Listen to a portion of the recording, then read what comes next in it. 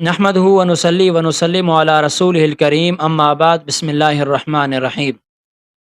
دوستو، قربانی کے چند ضروری مسائل سماعت فرمائیں، توجہ کریں۔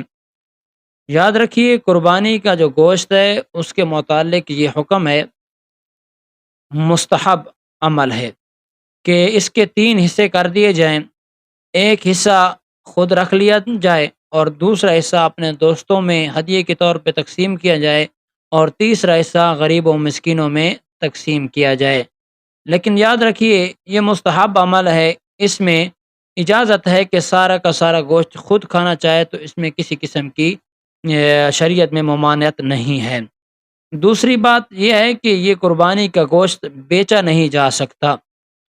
اور تیسرے نمبر پہ، اگر شریک ہیں تو شریک اندازے کے طور پہ تقسیم نہیں کر سکتے، بلکہ اس کو ناپ تول کے صحیح طریقے سے تقسیم کریں گے۔ اگر کسی قسم کی مسئلہ آ گیا تو پھر سارے کی قربانی کا مسئلہ بن جائے گا، تو لہٰذا گوشت کو ناپ تول کے تقسیم کریں۔ اور اسی طریقے سے کھال کا جو مسئلہ ہے، کھال کا تقریباً سیم ٹو سیم گوشت کی طرح اس کی مطابقت ہے، لیکن جب یہ بکے گی، اس کو بیچنے والا بیچے گا تو اس کے احکامات تبدیل ہو جائیں گے۔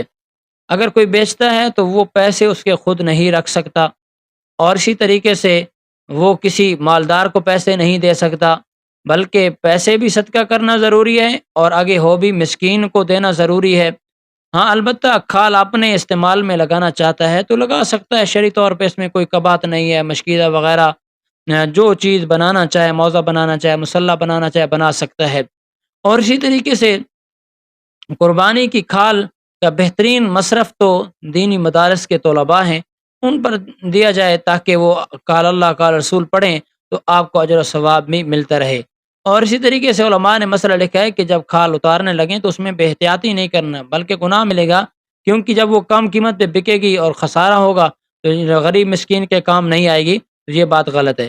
اور دوسری بات یہ ہے کہ اگر یہ کھال اگر قریبی رشتہ دار کو دینا چاہتے ہیں، غریب مسکین ہے، تو وہ زیادہ مستحق ہے۔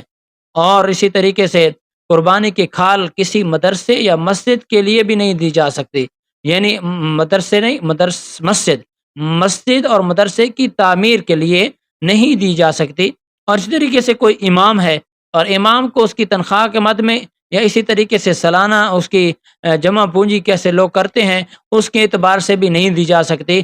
البتہ کوئی امام، مؤذن وغیرہ یہ غریب مسکین ہے اور اس کو غریب سمجھ کے دیتے ہیں تو اس میں کوئی حرج نہیں ہے۔